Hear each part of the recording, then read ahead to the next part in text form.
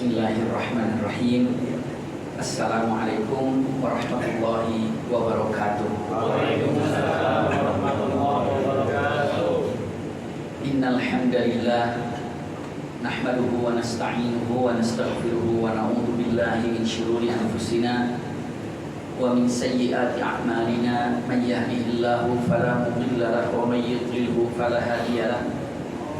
Asyhadu an la ilaha illallah wahdahu la syarika lah taqriran bihi wa tauhidan wa asyhadu anna Muhammadan abduhu wa rasuluhu amma ba'du. Allahumma la sahla illa ma ja'altahu sahla wa anta taj'alul hazna idza syi'ta sahla. Allahumma inna nas'aluka hubbaka wa hubba man ahabbaka wa hubba amalin yuqarribuna ila hubbika bi rahmatika ya arhamar rahimin. Amin ya rabbal alamin. Alhamdulillahirabbil alamin. Mudah-mudahan i'tikaf kita walaupun singkat siang ini seluruhnya disertai dengan rahmat berkah Allah Subhanahu wa taala. Semoga seperti ini Allah kumpulkan kita di dunia ini, seperti juga kelak Allah kumpulkan kita di surga firdausnya. Amin ya rabbal alamin. Kesempatan yang sangat berbahagia ini insyaallah kita akan membahas menghiasi diri dengan adab Islam. Masya Allah. Karena tidak ada yang paling penting, ya, sampai seluruh ibadah pun mengkerucutnya itu demi adab, demi akhlak. Coba cek baik-baik. Kalau kita lihat rukun Islam, ya, yang 5, yang syahadatain, sholat, zakat, puasa, haji, itu ya, itu semuanya intinya itu mengkerucutnya itu untuk mencetak adab, mencetak akhlak. Kalau tidak percaya, sholat yang kita kerjakan siang ini, apa kata Al-Quran? Inna sholata tanha anil fahsyai wal munkar. Sesungguhnya dengan sholat ini menjauhkan diri kita daripada perbuatan keji dan perbuatan munkar. Subhanallah. Itu kan akhlak. Menghindari perbuatan keji itu adalah akhlak. Menghindari perbuatan munkar itu juga adalah akhlak. Kalau bunda atau ayahanda bertanya, teman-teman bertanya, apa bedanya perbuatan keji sama perbuatan munkar? Sama-sama buruk, namun kalau mau dipreteli gitu ya, iya dipreteli, perbuatan keji itu maksiat yang disembunyi-sembunyikan sehingga tidak ada orang yang tahu. Zina sembunyi-sembunyi, iya. Makanya itu adalah perbuatan keji. Kalau munkar, perbuatan yang nampak dan itu adalah perbuatan buruk. Itu adalah perbuatan munkar. Makanya di dalam kalimatnya ada yang diperintahkan kita ini untuk apa? Punten, ada ayat gini. Ukhrijat linnasi ta'muruna bil ma'rufi wa tanhauna 'anil munkar. Tidak mengatakan wa tanhauna 'anil fahsya. Iya, wa tanhauna 'anil munkar. Karena kalau melarang yang fahsya, mereka bersembunyi-sembunyi melakukan maksiatnya. Tapi munkar nampak di depan. Sebuah kemungkaran yang ada di depan kita, itu namanya kemungkaran. Keburukan yang nampak di depan kita itu kemungkaran.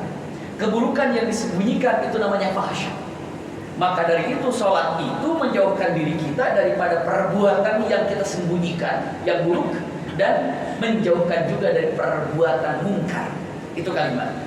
Itu dengan apa? Dengan sholat. Sholat ini akan menjauhkan diri kita dari perbuatan buruk yang kita sembunyikan, maksiat yang disembunyikan. Kalau teman-teman pernah mengerjakan satu maksiat, apalagi zaman sekarang dengan handphonenya, tidak tahu kita sedang melihat apa, kita sedang membaca apa, kita sedang ngapain, yang di depan kita tidak tahu. Kalau yang dilihat di dalam handphone ini melakukan sesuatu keburukan, maka dia telah melakukan perbuatan apa ini? Fahsya. Tapi kalau dia terang-terangan, dia melakukan keburukan, naudzubillah, itu adalah perbuatan munkar yang diperintahkan oleh Allah Subhanahu wa taala. Kuntum khairu ummatin ukhrijat linnasi ta'muruna bil ma'rufi wa tanhauna 'anil munkar. Yang munkar. Nah, bukankah sholat ini intinya untuk menjauhkan diri kita dari perbuatan keji dan munkar? Bukankah sholat ini untuk memberikan kepada kita berakhlak baik, beradab baik, bertutur kata baik? Itu sholat. Puasa, cek puasa. Dalam Al-Quran bagaimana? Atau dalam hadis? Dalam hadis mengatakan kalimatnya, idza kana yaum shaumi ahadikum fala yarfu wala yaskhab. Lihat, fa in syatamahu ahad aw qatalahu falyaqul inni imru'un shaim. Jika kalian sedang dalam keadaan puasa, ya, puasa yang sangat masyhur ini adalah puasa Ramadan misalnya. Apabila Anda sedang berpuasa, ingat ya, jangan berbuat perbuatan yang tidak baik. Iya, perbuatan rohani. Iya, atau syahwat. Artinya apa? Tidak menjaga syahwat. Bahkan insyatamahu ahad aw qatala. Apabila ada orang yang menghinamu, ada orang mengejekmu, maka katakan, maaf, aku sedang berpuasa. Itu melatih kesabaran. Kira-kira kesabaran itu untuk membina akhlak apa bukan? Akhlak, apalagi puasa akhlak. Lalu apalagi haji. Ini haji untuk apa? Akhlak juga. Kata siapa? Al-Quran. Faman faradha fihinnal hajja fala rafath wala fusuq wala jidal fil hajj. Orang yang melaksanakan ibadah haji, ingat, jangan rafath, jangan berbuat fasik, jangan berkelahi, jangan berantem. Itu pun menunjukkan kepada apa? Akhlak. Semua akhlak. Apapun yang dilakukan oleh kita ini, sholat demi akhlak, haji demi membina akhlak. Lalu apa lagi tadi? Puasa demi membina akhlak. Kalau zakat sama. Khudh min amwalihim shadaqatan tutahhiruhum wa tuzakkihim biha. Itu pun demi akhlak. Intinya demikian. Sampai akhirnya kalau teman-teman bertanya, ada lebih paten nggak langsung gitu dengan mengatakan kalau ini adalah demi akhlak? Ada. Apa coba? Rasulullah SAW diutus ke muka bumi ini. Kata Rasulullah apa? Innama bu'ithu liutammima makarimal akhlak. Semuanya ada, semua akhlak. Rontok semuanya kalau tanpa adab. Rontok semua kalau tidak ada akhlak. Bahkan pun kalau dilihat dari hadis-hadis yang ada, Masya Allah, tabarakallah, yang namanya tentang adab itu bermuara kepada 4 hadis. Teman-teman semua cari hadis di mana, itu tidak akan pernah jauh daripada 4 hadis ini. Lalu masuk ke 4 hadis ini, saya sampaikan dalam waktu yang sangat singkat ini. Iya, dengan mengatakan hadis apa yang bermuara atau ada 4 hadis yang semua tentang adab, tentang akhlak, itu mengkerucut ke situ semuanya. Satu, apa? Rasulullah SAW mengatakan, man kana yu'minu billahi wal yawmil akhir falyaqul khairan aw yasmut. Ini adab pertama. Siapa yang beriman kepada Allah dan Rasulnya, maka katakan yang baik atau Anda diam. Itu akhlak puncak nomor 1. Banyaknya orang jadi ribut karena apa? Nggak bisa menjaga lisan. Berantem itu karena lisannya. Sekarang, dulu mungkin karena lisan. Sekarang yang mewakili lisan apa? HP. Iya. Maka kalau dengan mengatakan, oh, jagalah lisan Anda, sekarang tambah lagi, jagalah jemarinya. Subhanallah. Iya. Jari jemari itu bisa menjerumuskan orang. Berapa banyak orang berurusan dengan hukum ataupun dengan kepolisian bisa. Gara-gara apa? Gara-gara jari jemari. Iya. Bahkan sekarang, punten usikum wa iyaya nafsi bitaqwallah. Iya. Kalau seandainya teman-teman bertanya dengan mengatakan ini, kami coba untuk berbagi gitu ya. Yang namanya kita ada masalah dengan handphone, dengan siapapun, dengan orang yang berada, maka tolong ketika kita ingin mengetik sesuatu dengan meluapkan emosi yang kita ingin luapkan, maka tulislah. Tulis. Mau bicara apa? Dengan emosinya gitu, marah. Tulis apa. Setelah ditulis semuanya, setelah puas, jangan dikirim. Nggak usah dikirim, biarkan aja. Terus nanti 1 hari atau 2 hari buka lagi, lalu baca tulisan itu. Insya Allah teman-teman akan mengatakan, untung tidak dikirim. Itu coba rasakan. Untung tidak dikirim. Bahkan bersyukur kepada Allah, alhamdulillah saya nggak jadi kirim. Subhanallah. Dan ini coba rasakan. Jadi kalau ada sesuatu yang kira-kira melalui tangan ini kadang-kadang nggak enak, apalagi sekarang, waduh, punten-punten, tidak apa-apa, tapi ada yang positif, ada yang negatif. Tapi terkadang melihat daripada medsos ini, kita kan juga pengen komen. Kadang-kadang komen kita mungkin kurang adabnya, Kadang-kadang yang kita tidak tahu mana yang benar, mana yang salah, cuma mengandalkan rasa suka saja, rasa cinta saja, tidak mengetahui yang haknya bagaimana, yang batilnya bagaimana. Maka usikum wa iyaya nafsi bitaqwallah falyaqul khairan aw liyasmut. Anda diam atau berkata baik. Itu gambaran. Kalau bertanya mengatakan berkata baik itu apa ya? Kalau para ulama mengatakan berkata baik itu satu, punten, zikir. Itu perkataan baik. Iya. Yang kedua, perkataan baik itu ada dalam Al-Quran. Wa man ahsanu qawlan mimman da'a ila Allah. Kata-kata yang terbaik itu setelah zikir itu adalah mengajak kebaikan. Itu dia, mengajak kebaikan. Lalu selanjutnya apa? Berkata-kata baik ini tadi, ta'muruna bil ma'ruf wa tanhauna 'anil munkar. Itu perkataan baik. Ingat, kalau mengajak kebaikan kita bisa. Resikonya nggak terlalu banyak, tapi begitu menahan kemungkaran, resikonya itu agak berat kira-kira. Agak berat. Makanya punten, kalau teman-teman ingin melihat gambaran yang ada, usikum wa iyaya nafsi bitaqwallah, kita kembali ke belakang, flashback ke belakang.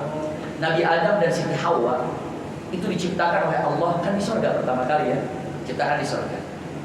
Karena melakukan kekeliruan yang ada yang dilakukan, Nabi Adam keluar dari surga. Semua sudah tahu semua. Karena makan apa itu? Oke, sekarang teman-teman tahu. Adam keluar dari surga karena makan buah khuldi. Itu ya. Itu kesalahannya, benar, itu roji. Tapi kalau saya tanya punten, kalau Siti Hawa dikeluarkan dari surga karena apa? Karena apa coba? Apa coba? Yang teman-teman tahu sampai hari ini Hawa dikeluarkan dari surga itu karena apa? Kalau ada yang tahu saya kasih hadiah brosur umroh. Brosur itu. Iya, kita nanti sama imam masjid di sini mana ada brosur umroh gitu. Jadi ya kalau mau umroh kan lihat brosurnya dulu kan, baca-baca. Tapi yang jelas saya tanya dulu, yang membuat Nabi Adam keluar dari surga karena apa tadi? Makan buah beli ya. Kalau Siti Hawa keluar dari surga karena apa? Karena apa teman-teman? Karena apa? Merayu Nabi Adam. Oh gitu ya. Ada lagi yang jawaban lain? Ceritanya gini, yang saya dapatkan ini, mungkin sama teman-teman juga mendapatkan hal ini. Tapi walaupun dari dulu tuh merasa janggal, itu benar nggak ya? Akhirnya beberapa tahun yang lalu kita coba cari dan sampai tanya-tanya. Kalau yang kita tahu dulu, mungkin sampai hari ini pun teman-teman masih berpikir begini, iblis merayu Adam nggak bisa. Akhirnya iblis merayu Hawa. Lalu melalui Hawa lah punten iblis minta bantuan. Dan akhirnya Hawa merayu Adam. Dan akhirnya Adam terpedaya. Akhirnya Adam makan buah khuldi. Maka orang mengatakan ini gara-gara Hawa ini. Adam keluar dari surga. Itu kan? Jadi jawabannya karena Adam dirayu oleh Hawa. Karena iblis tidak mampu untuk merayu Adam. Bukan itu. Adam tidak ada ceritanya dari Al-Quran, dari hadis dirayu oleh Hawa sehingga Hawa merengek-rengek dengan rayuan maut agar Adam memakan buah khuldi, itu tidak ada. Tidak. Dan Adam sendiri menyatakan kalau aku makan buah khuldi bukan karena Hawa, tapi apa? Karena iblis sumpah atas nama Allah dusta. Faqasamahuma inni lakuma laminan nasihin. Maka ada percaya dan itu ditanyakan, diklarifikasi oleh Nabi Musa. Adam, emang buah khuldi itu enak? Enggak. Itu kenapa makan buah khuldi? Jawabannya apa? Demi Allah, kalau yang namanya iblis tidak bersumpah atas nama Allah, saya tidak akan pernah makan buah khuldi ini. Kenapa? Karena iblis sumpah menggunakan nama Allah. Faqasamahuma. Dan yang namanya iblis bersumpah di sini dalam artian bersumpah atas nama Allah. Demi Allah, inni lakuma laminan nasihin. Sesungguhnya aku termasuk orang-orang atau makhluk yang akan memberikan kepadamu nasihat. Kalau nasihat itu yang baik apa enggak? Nasihat itu baik. Iya, enggak ada saya nasihatin kamu cara copet gini ya, enggak ada nasihat itu. Nasihat itu yang positif semuanya. Maka kata Adam, kalaulah iblis tidak menggunakan sumpah atas nama Allah, saya tidak akan percaya. Dan saya dalam pikiran saya, masa iblis bersumpah atas nama Allah dusta, maka saya percaya. Jadi kalau dikatakan Adam makan buah khuldi itu karena dibohongi, ditipu oleh iblis dengan menggunakan demi Allah. Jadi kalau sekarang banyak orang sumpah demi Allah dusta, itu iblis duluan gitu.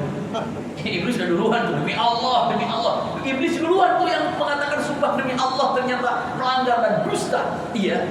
Terus Hawa menjadi keluar dari surga. Kenapa? Satu kesalahannya. Apa? Ada yang tahu teman-teman?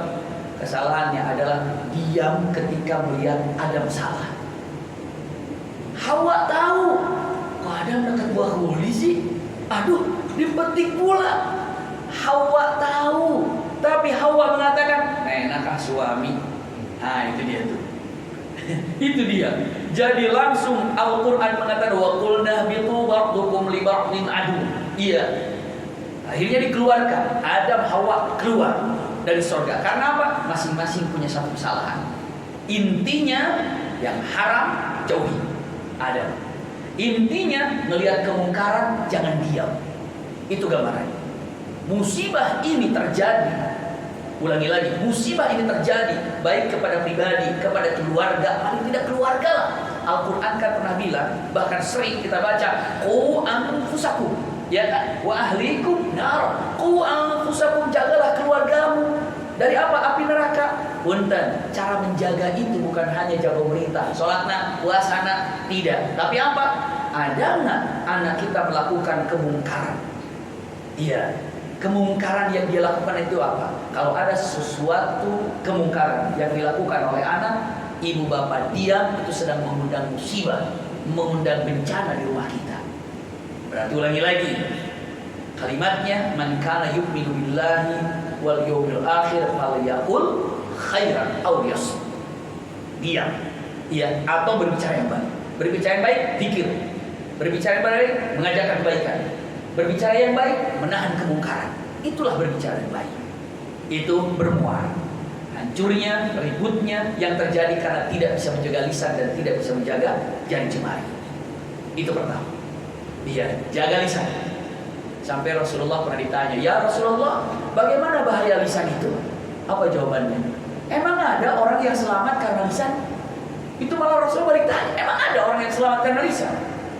Bukan berarti tidak ada, namun dijawab oleh Rasulullah dengan pertanyaan itu, saking susahnya orang menjaga lisan. Makanya Rasulullah, emang ada orang yang selamat dari lisannya? Itu saking susahnya. Subhanallah. Dulu di daerah kami itu di Singaparna, dari rumah itu mungkin kira-kira 2 kilo atau 1,5 kilo, itu ada tikungan ke kanan gitu ya, kalau disebutnya di daerah Bojongkoneng dulu itu ya. Mungkin kalau daerah Singaparna yang pernah ke sana tahu, tikungan ini sudah tidak rata, kalau hujan licin dan punten. Sampai jauh-jauh sudah ditulis, awas tikungan tajam licin. Itu ditulis tuh, tikungan tajam licin, tikungan tajam licin.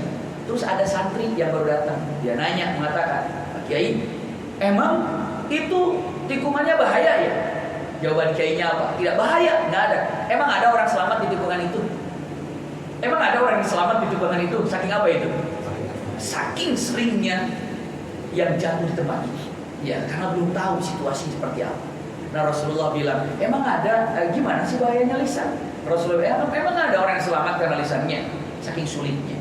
Maka muara ataupun yang pertama adalah jaga lisan. Yang kedua, iya, karena kita lihat tadi saya sampaikan ada beberapa 4 hadis yang muaranya. Yang kedua, Rasulullah mengatakan kata-kata yang sangat luar biasa. Iya, min husnil islamil mar tarkuhu ma la ya'nihi. Ini hadis kedua. Sebaik-baik manusia ini adalah meninggalkan sesuatu yang tidak bermanfaat baginya. Ada. Kalau seandainya kita sudah jaga lisan, lalu kita jaga lisan, mana yang diprioritaskan oleh kita? Ini tidak manfaat, tinggalkan. Ini tidak manfaat, tinggalkan. Kenapa? Sebaik-baik manusia adalah yang pandai memilih-milih, memilah-milah mana yang bermanfaat dan mana yang tidak bermanfaat. Kadang-kadang gitu tuh kita. Bayangin aja. Usikum wa iyaya nafsi bitaqwallah. Kalau kita sanggup melihat sebagai sumber ataupun filter untuk adab kita, ketika kita melakukan sesuatu, ada manfaatnya nggak ya? Sesuatu ada manfaatnya nggak ya? Itu aja. Ini aja akan menghilangkan daripada perdebatan. Contoh misalnya pun tentang pemerintah hormat.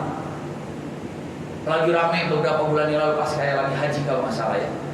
Rame antara musik haram, tidak haram, halal, tidak halal. Begitu kan? Udah ketika ditanya bagaimana hukumnya musik, cukup dengan mengatakan untuk pribadi ada manfaatnya nggak? Itu aja. Kalau misalnya saya nggak ada manfaatnya. Udah tinggalin aja kalau nggak ada manfaatnya. Itu saja. Kalau mengatakan saya ada manfaatnya, baru dipecah lagi seperti apa dan bagaimana. Saya mau ikut acara ini, saya mau ikut lakukan ini. Jawabannya ada manfaatnya apa enggak? Jadi yang pertama dilihat itu, yang pertama kali itu adalah apa? Min husnil islamil mar'i tarku ma la ya'nihi. Tinggalkan sesuatu yang tidak bermanfaat. Terkadang tidak manfaat kita suka. Berarti bukan ada manfaatnya. Karena apa? Tidak sukai atau kesukaan. Ingat ya. Saya berikan 3 tahapan di dalam masalah ini. Kita sebagai muslimin muslimat. Yang pertama, kaidah kita adalah boleh atau tidak.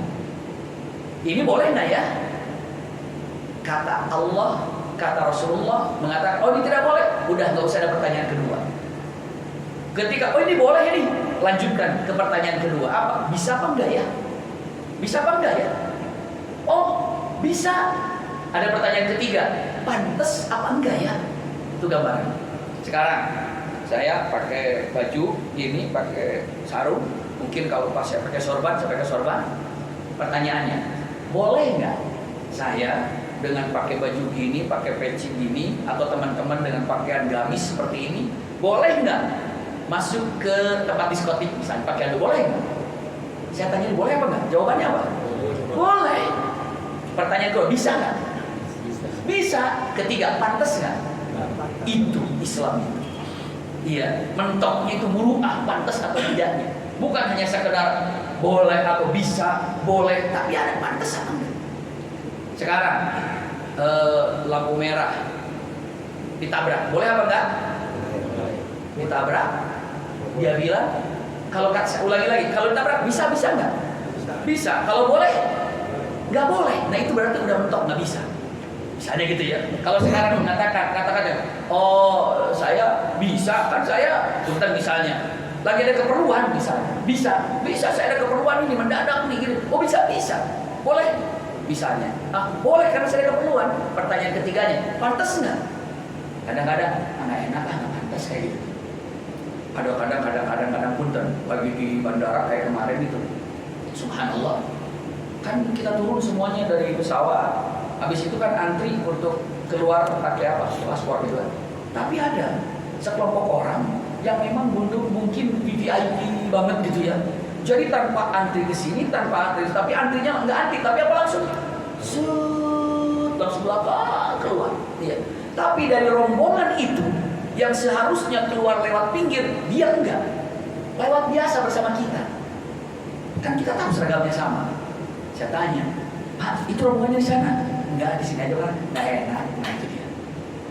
Nggak enak. Dia bisa. Iya, dia boleh karena apa? Tapi karena melihat antrian panjang, dia nanti nggak enak diapakan? Nggak enak. Nah itulah umat Islam itu, akhlaknya itu luar biasa. Jadi bukan hanya sekedar boleh dan tidak boleh, bukan hanya sekedar bisa dan tidak bisa, tapi dinaikkan levelnya adalah apa? Apa tadi level terakhirnya? Pantas apa tidak? Ada mulu itu kepantasannya itu terkadang buat muslimin muslimat, ya kita semuanya kayaknya nggak pantas saya di sini, gitu. Ada al-haya'u minal iman. Makanya ulangi lagi di poin nomor 2 ini adalah tarkuhu ma la ya'nihi, tinggalkan sesuatu yang tidak bermanfaat. Ketiga, ya ini muaranya. Yang ketiga, Rasulullah mengatakan ketika sahabat mengatakan, "Ausini ya Rasulullah, nasihati aku ya Rasulullah." Rasulullah tegas dengan mengucapannya indah sekali. Apa kata Rasulullah? La taqto, jangan marah. Jangan marah. Ini akhlak, ini adab. Ulangi lagi. Yang pertama, kita biar ingat semuanya 4 hadis yang baru saya sampaikan. 3, tapi yang satu belum diperpanjang. Pertama, bermuara hadis dalam akhlak. Yang pertama adalah katakan yang baik atau diam. Yang kedua, tinggalkan sesuatu yang tidak bermanfaat bagimu. Yang ketiga, jangan marah. Iya, la taqtab, jangan falakal jannah. Itu Rasulullah bilang, la taqtab falakal jannah. Itu kan punten bahasanya ya. Jangan marah, kamu surga. Wah, hebat banget itu. La taqtab falakal jannah. Kamu bisa nahan emosi, maka surga pahalanya. Karena apa? Enak kalau marah, Bapak. Bapak kalau marah enak kan? Kalau marahnya main, habis marahnya malu. Habis marahnya itu, aduh, nyesel. Bener. Maka dikatakan kalimatnya al-ghadabu junun. Marah itu kegilaan. Wa ba'dahu nadama, dan setelah marah itu penyesalan. Itu udah biasa dengan mengatakan perkataan para ulama. Ingat ya, marah itu kegilaan. Karena apa? Gila itu ya hilang akal. Orang lagi marah. Ya, begitulah keadaan. Iya, sampai gemetaran serem apa? Maka dengan mata Rasulullah kata la taqtab falakal jannah. Ada satu cerita, iya, kisah disampaikan para alim ulama. Jadi ada orang mengeluh kepada kiai ini. Kiai, saya ini gampang sekali marah. Nyuruh orang aja pakai marah. Tolong bawain gelas itu gelas ya gitu, bisa begitu. Iya, tolong bawain kunci mobil di sebelah sana. Sebelah mana? Biasa di gantungan, bisa marah gitu. Padahal tinggal biasa di gantungan saya, biasa gitu. Tolong ambilkan sepatu saya. Yang mana? Kamu itu sepatu saya, pakai marah juga gitu. Jadi gampang apa? Gampang marah ya. Nyuruh aja pakai marah. Sedikit-sedikit marah. Kalau mengatakan, tadi kan saya mau ke pasar, di pasar ketemu Fulan. Ketemu siapa? Kamu nggak dengar? Ketemu Fulan, sambil kencang gitu. Jadi sedikit-sedikit marah, dikit-dikit marah. Lalu ngadu kepada kiai. Kiainya bilang, mata gini aja. Setiap kamu marah, rumah kamu ada pintu kan? Iya. Terbuat dari apa pintunya? Iya, dari kayu. Oke, setiap marah, kamu siapin paku banyak. Setiap marah, taruh paku di kayu itu, tok tok tok tok tok, ya sampai dalam. Kalau kamu marah banget, ketoknya dalam banget. Kalau kamu nggak terlalu marah, ya 2 kali ketok aja biasa. Setiap marah, berarti setiap marah di luar dihitung 1 kali, marah lagi 2 kali, marah lagi 3 kali, sampai pagi, sampai sore itu ternyata ada 30 paku yang harus dia tancapkan. Dia datang kiai ini, ternyata 30 paku hari ini. Kata kiainya, turunin dong. Siap. Akhirnya minggu kedua jadi 25. Minggu kesekian jadi sekian. Jadi turun. Akhirnya dia pun berpikir, ini sudah kira-kira 5 bulan makin banyak paku di sini. Tapi makin berkurang paku yang ditempelkan dari mulai 30. Akhirnya 35. Jadi setiap hari cuma 5 paku. Akhirnya cuma 2 paku. Akhirnya hanya 1 paku. Akhirnya nggak ada. Akhirnya hilang. Akhirnya tanpa paku. Akhirnya bilang kepada kiai, alhamdulillah, terima kasih dengan nasihat, sehingga saya bisa mengontrol emosi saya. Karena apa? Sampai hari ini saya kalau melihat paku, wah saya langsung jangan marah. Iya. Lalu kata kiai, jadi kamu sudah nggak marah lagi? Enggak. Alhamdulillah. Sekarang kalau kamu sudah nggak marah, cabut semua paku itu. Kita hitung pakunya ada berapa di sini. Iya. Akhirnya dia cabut, ada yang di dalam, ada yang gampang, ya tergantung marahnya dia. Keluar udah kumpul kan. Nih kiai pakunya. Masya Allah. Masih ada tersisa? Nggak ada kiai. Udah bersih, nggak ada paku? Nggak ada. Pakunya sudah tidak ada. Tapi tolong kamu cek, ada bekasnya nggak di sana? Ada. Begitulah orang yang sudah kena marah oleh. Ada bekas. Nah hilang bekas. Itu gambaran. Orang yang terluka karena marah itu akan selalu diingat. Apalagi kalau marahnya itu tidak untuk menasehati, membangun, tapi marahnya itu karena punten, menghinakan atau emosi, mencemoohkan, itu akan berbekas dalam hati. Saya sampai hari ini pun tanpa merasa hormat, sampai hari ini kan masih ingat dimarahi, tapi positif. Dulu nggak merasakan itu positif. Waktu kira-kira SD kelas 4, punten rasanya. Saya kan anak sesepuh pesantren Cintawan. Dia siapa yang memarahin guru sama saya? Mau masuk SD kelas 4. Semua dipunya anak kiai. Itu punten bahasanya. Saya kan anak kiai pesantren tertua di Jawa Barat. Kalau teman-teman mau cek pesantren Cintawan, itu 1917 berdiri pesantren dari kakek kami. Nah, kita kelas 4 SD. Kalau mau ke toilet aja, kalau mau buang air kecil, saya nggak ke toilet yang ada di sekolah, tapi pulang ke rumah. Habis pulang ke rumah, kita makan dulu, ngapain dulu, pulang, ya nggak dimarahin. Cuma kalau anak kiai merasa saya paling bebas. Ada guru macam-macam, perempuan, galaknya luar biasa. Saya nggak ngerjain PR, dikedepankan. Lalu ada yang namanya garis yang panjang itu dari kayu dulu mah tuh kan? Itu bersarang di paha saya lebih daripada 5 kali. Ceplak. Dalam hati saya mungkin dia nggak tahu saya anak ajengan di sini. Gitu. Wah, saya udah marah gitu kan. Bilang sama bapak, Pak, saya dipukul gini-gini. Kenapa? Itu. Dia bilang, Sebelah mana yang dipukulnya? Yang kanan gara-gara apa? Gara-gara gini. Yang kanan dipukul dia, yang kiri belum. Nih bapak tambahin sama yang kiri. Dia tambahin. Sejak itu kalau ada masalah dengan guru-guru, berani guru kecewer. Itu gara-gara guru ini. Jadi semua guru jadi berani sama saya tuh. Itu ceritanya gitu ya. Jadi berani. Guru IPA berani. Guru dulu mah ada PMP apa ya? PSBB apa? PSPB dulu mah ada kayak gitu-gitu tuh. Subhanallah itu dimarahin nggak bisa-bisa. Jadi saya ini guru ini berani nyentil, guru ini berani. Jadi semua jadi berani. Jadi tapi saya punya dendamnya sama siapa? Ini guru-guru matematika ini. Jadi saya bilang sama bapak, sama almarhum ayah. Ayah, kalau bisa nanti kelas 5 ya, begini. Kalau bisa itu ibu itu jangan ada di sini, keluarin aja di sekolah lah. Wah bayang, kata bapak, kamu yang keluar dari situ. Wah saya nggak mau keluar dari situ. Akhirnya, ya sudah kalau gitu, saya nggak mau wali kelasnya dia. Alhamdulillah, kelas 5 wali kelasnya dia. Kelas 6 wali kelasnya dia. Tapi setelah itu hari ini saya berpikir mengatakan, itulah namanya apa? Dia marah, tapi saya berterima kasih. Kesannya itu marah itu sampai hari teringat. Itu kesan baik apa kesan buruk? Kesan baik. Dan saya ketemu dengan beliau, subhanallah udah sepuh gitu ya. Saya kecup tangannya dan saya sampaikan, Bu terima kasih. Kalau ibu nggak begitu, mungkin saya nggak tahu seperti apa. Dia bilang jawabannya, masih kerasa sakitnya waktu matematika. Itu berarti beliau juga mengingat. Begitu mungkin melihat saya gitu ya di televisi, mungkin dia ini pernah saya pukul. Subhanallah, benar ternyata. Beliau mengatakan ke saya, dia bilang mengatakan, kalau saya ingat kamu, saya ingat kamu itu dipukul sampai kamu berotot sama ibu, tapi ibu berototin lagi katanya. Iya, saya bilang terima kasih. Namun marah ini akan sulit kenang oleh siapapun. Kalau saya tanya sama ibu-ibu atau bapak-bapak sama teman-teman ini, siapa yang pernah memarahi kita? Masih ingat kita? Masih ingat. Siapa yang pernah memarahi kita? Masih ingat. Apalagi kalau marahnya sampai tinggi. Nah itu hanya tinggal kita berarti jangan sembarangan marah. Tampok ini adalah poin keberapa? Ketiga. Ulangi lagi agar kita bungkus sama-sama tidak lupa. Iya. Muara apapun tentang masalah adab, masalah akhlak. Yang pertama jawabannya adalah ya jaga lisan. Qul khairan aw liyasmut.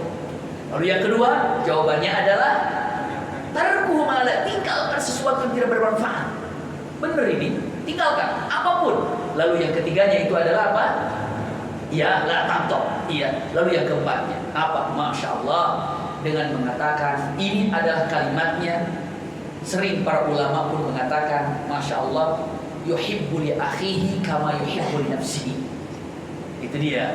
Mencintai, sayang kepada saudaranya seperti mencintai diri sendiri. Wah. Masya Allah. Itu pun kan kalau dicek baik-baik gitu ya.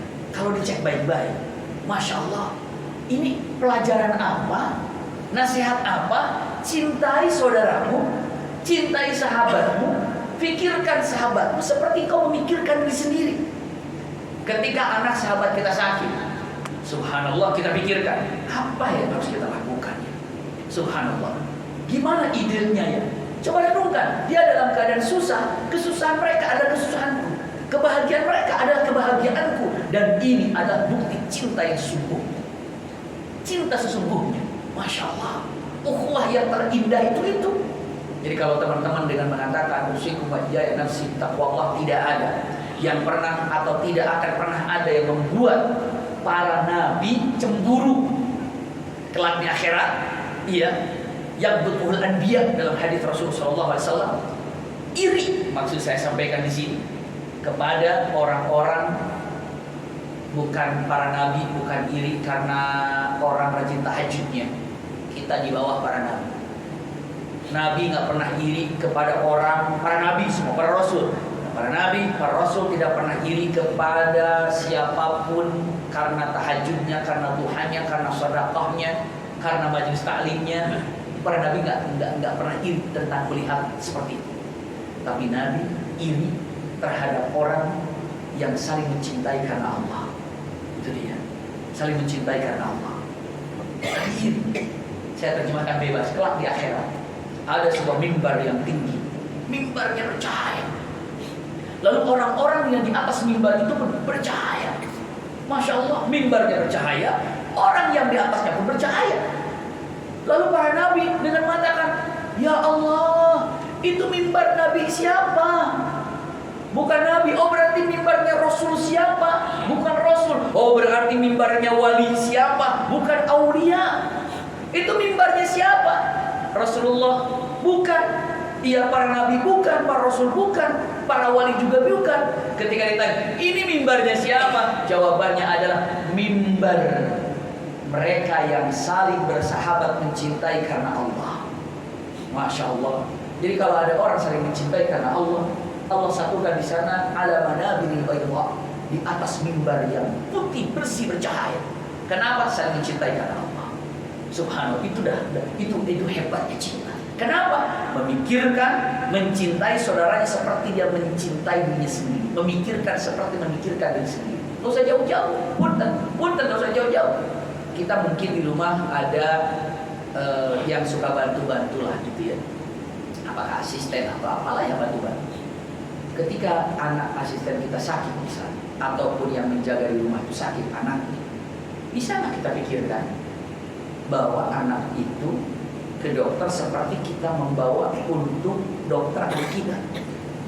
Bisa makan apa enggak? Oh, kalau kita buat anak kita dokternya mana, rumah sakitnya mana, tapi buat anak yang kerja di rumah kita misalnya, kita taruh udah kesana aja, udah kesana aja. Bahkan gak dipikirkan tentang sakitnya, padahal orang itu bekerja di rumah kita. Itu aja kita sudah hilang kata-kata bahwa kita mencintai sesama seperti mencintai diri sendiri. Usikum aja ya nafsi Allah. Gak usah jauh-jauh, makan aja. Kita makan di depan, betul ya. Orang-orang yang bantu-bantu di rumah makannya mungkin di belakang, gak apa-apa sih. Karena apa? Kadang-kadang mereka juga malu bersama kita. Tapi minimal lauknya sama apa? Sama nggak lauk yang kita makan dengan mereka yang makan? Sama apa enggak? Itu pertanyaan.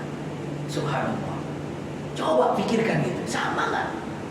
Sama apa enggak? Yang kita makan dengan yang mereka makan. Mereka kan masak di dapur, mereka bersihkan, cuci piring semuanya. Yang mereka makan dengan yang kita makan sama apa enggak? Itu pun kita kadang-kadang sudah lepas dari situ. Bagaimana? Maka pun subhanallah, kalau sudah merasakan, memikirkan mereka seperti memikirkan sendiri, itulah puncak keindahan yang namanya teman, sahabat. Begitulah gambaran. Punten, kalau saya tanya, Rasulullah ada yang membantu Rasulullah? Ada. Terkenal Anas bin Malik, kalau dibilang khadim Rasul, membantunya Rasul, Anas bin Malik punya pembantu ada. Seperti pembantunya Rasulullah ada Anas bin Malik. Yang selalu membantu Rasulullah juga adalah siapa itu? Yang diangkat oleh Zaid bin Haritha, itu kan budaknya Rasulullah, gitu kan? Awal mula sebelum mereka jadi budak Rasulullah. Tapi pun Rasulullah punya murid, punya siapa? Abu Bakar, Umar, Utsman, itu muridnya Rasulullah sallallahu alaihi wasallam. Ya. Punya di bawah pasukan punya. Tapi pernahkah Rasulullah memanggil, wahai murid-muridku, wahai pembantu-pembantuku? Rasul bilang apa? Wahai sahabat-sahabat. Hebat itu. Padahal Abu Bakar muridnya.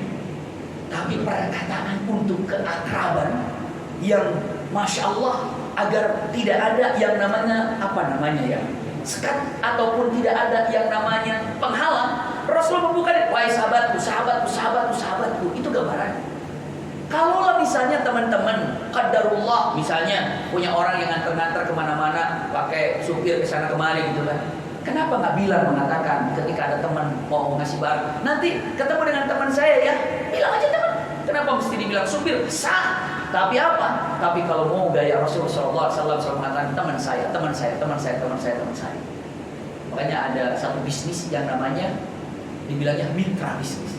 Walaupun dia bawahan, mitranya, teman bisnis, teman. Kenapa? Tidak ada bawahan, tidak ada atasan. Walaupun pada dasarnya atasan bawahan itu ada, tapi yang dari atasan membuka hati dengan mengucapkan kata-kata sahabat saya, teman saya, sahabat saya. Masya Allah. Dan ini praktek adalah seorang yang luar biasa. Saya tidak perlu menyebut namanya, tapi Masya Allah, itu luar biasa. Mungkin kalau mau, ya, lap keringatnya pakai dolar, tisunya itu jadi dolar, cabut dolar, keluar lagi, saking banyaknya hartanya gitu ya.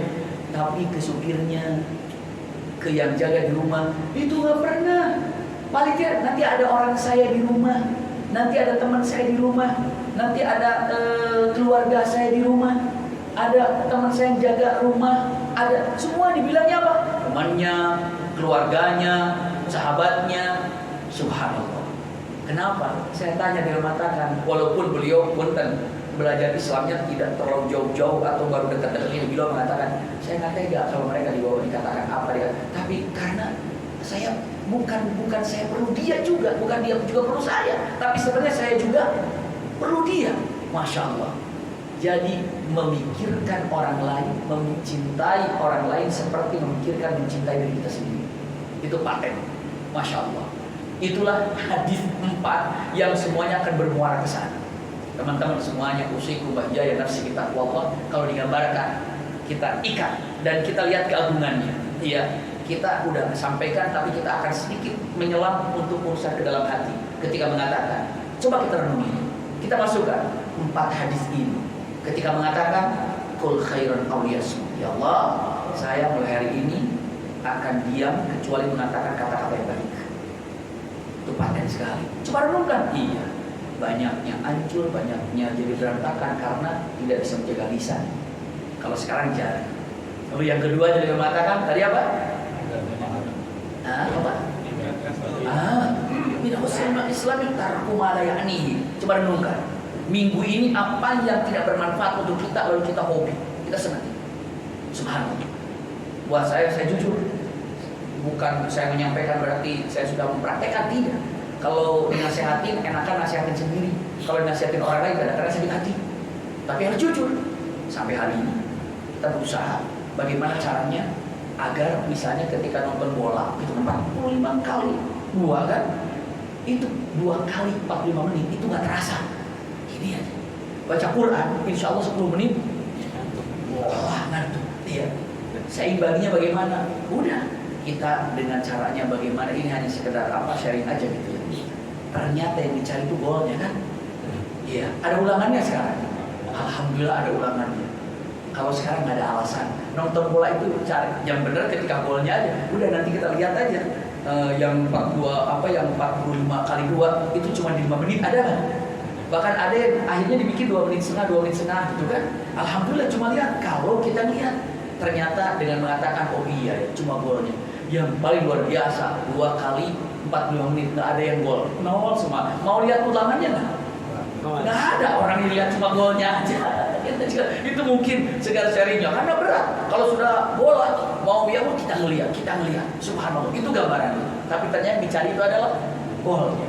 Iya, kalau yang tidak diharapkan gol, malah sakit hati. Habisnya apa? Tim kebanggaan kalah, kita akan mengatakan misal nonton. Gitu ya. Tim kebanggaan menang, tapi waktu sudah hilang 2 kali 45 menit. Bayangkan kalau mencari hadis 2, 3, 4 selesai. Min husnul islami mar'i tarkumah. Boleh, haram tidak haram. Tidak haram, tapi apa? Sebagai muslim cari yang lebih manfaat. Itu adab, akhlak. Masya Allah. Cek. Karena punten, ini Ali bin Abi Thalib mengatakan yang paling pintar. Ini kata Ali bin Abi Thalib. Yang paling pintar bukan yang bisa membedakan antara benar dan salah, kata Ali bin Abi Thalib. Teman-teman tahu ini benar ini salah, bukan pintar itu mah. Gampang itu mah. Yang pintar itu adalah bisa memutuskan di antara 2 yang benar. Mana berarti mana yang lebih dipentingkan? Itu gambaran. Apalagi kalau mengatakan ini mubah, ini lebih bermanfaat, berarti yang mubah itu apa? Tinggalkan, itu lebih pintar. Iya, itu perkataan Ali bin Abi Thalib. Yang paling pintar itu bukan yang membedakan antara hak dan batil, tapi yang pintar itu adalah bisa mengutamakan sesuatu lebih utama daripada yang lainnya. Mana yang utama, itulah paling kita ambil. Itu min husni islami mar'i tarkuh. Coba renungkan. Kayaknya kita terjerumus masuk kedua-duanya. Ketiga, jangan marah. Enak banget kalau marah. Wah, ini hati-hati, jaga. Sampai mengatakan la taqwa falakal jannah. Masya Allah. Wal kadiminal ghaidul afina 'anil nas. Iya. Jadi orang yang tidak marah bukan hanya sekedar tidak marah, tapi apa? Naikkan puncaknya wal afina 'anil nas, maafkan orang yang telah melakukan itu. Naikkan tinggi lagi. Wal afina 'anil nas wallahu yuhibbul muhsinin. Apa namanya? Berbuat baiklah kepada orang yang telah membuat kita marah. Berat ya. Sangat berat. Ya, sebagai ikhtitamnya saya sampaikan untuk di nomor 3 ini ya. Jadi Hasan Al-Basri ya, kalau tidak keliru namanya, malam-malam bangun tahajud, lalu dibawalah budaknya untuk apa? Menuangkan air. Kan kalau sekarang ada gayung, dulu kan batu dipegang, dituangkan gini, biar airnya apa? Keluar, ngalir. Wudu gini, mungkin ngantuk ini si budak ini, lepas, tepat ke sini batunya, tak berdarah. Itu kira-kira akan terjadi apa tuh sama budak begitu ini? Ini, Hasan ngeliat gini, yang kaget, yang berdarah, dia melotot gini. Ini kaget.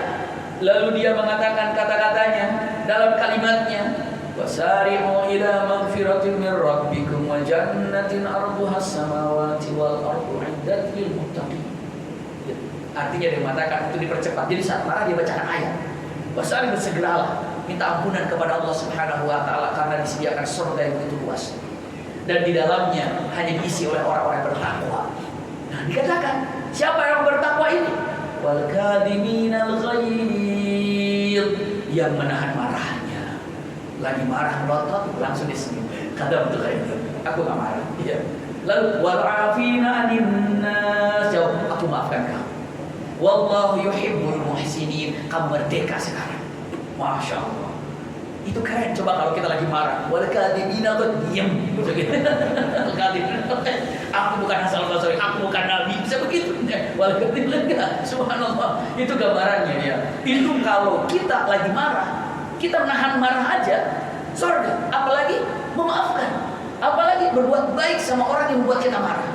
Waduh, itu puncak daripada tingkatan marah. Tahan marah, surga. Memaafkan, lebih tinggi lagi surganya. Berbuat baik kepada orang yang membuat marah kepada kita, lebih tinggi lagi derajatnya. Itu akhlak kita. Iya. Nanti kalau ada kesempatan, kita lihat contoh-contoh dari Rasulullah SAW. Nomor 1, nomor 2, nomor 3, nomor 4. Iya. Lalu yang terakhirnya tadi sampaikan apa tadi? Masya Allah, dengan mengatakan memperhatikan saudara kita seperti memperhatikan diri kita sendiri. Kenapa dia sedih? Ada apa? Berbagilah kepada aku. Itu kan biasa sahabat. Kalau ada orang dengan Ka'bah wajahnya sedih, ditanya, berbagilah kesedihanmu itu. Silakan. Kalau kita pandai berbagi sedih, tapi tidak pandai berbagi kebahagiaan. Dimaki saya mau curhat, saya punya masalah gini. Udah selesai masalahnya hilang. Kenapa? Karena udah bahagia dia. Ya, jadi kadang-kadang lagi susah, kita tahu curhatnya, tapi lagi bahagia kadang-kadang lepas kebahagiaannya, tidak dibagi-bagi sama kita. Maka berbagilah saat bahagia dan berbagi juga saat dalam keadaan kesulitan. Karena apa? Itu teman yang baik yang membuat para nabi iri. Kenapa? Karena orang ini saling mencintai karena Allah Subhanahu wa taala. Mudah-mudahan teman-teman semuanya ada disampaikan ada manfaatnya. Kehadiran kita majelis Allah Subhanahu wa taala. Sekali lagi sampaikan jazakumullah khair ala husni istima'ikum lakum inni alhamdu wa du'a.